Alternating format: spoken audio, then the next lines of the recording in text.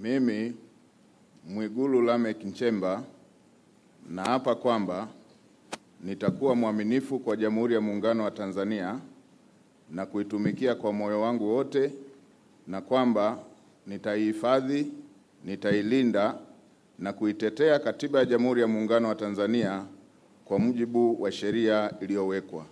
Ewe Mwenyezi Mungu nisaidie.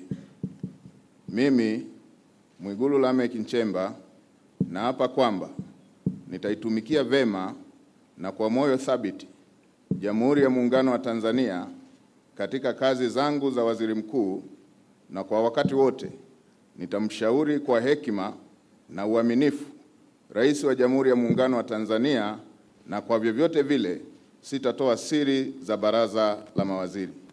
Ewe Mwenyezi Mungu nisaidie. Mimi Mwigulu Lameck Nchemba naapa kwamba katika kutekeleza madaraka niliyopewa kwa mujibu wa Katiba ya Jamhuri ya Muungano wa Tanzania, nitatetea na kudumisha umoja wa Jamhuri ya Muungano wa Tanzania kwa mujibu wa Katiba ya Jamhuri ya Muungano wa Tanzania. Ewe Mwenyezi Mungu nisaidie.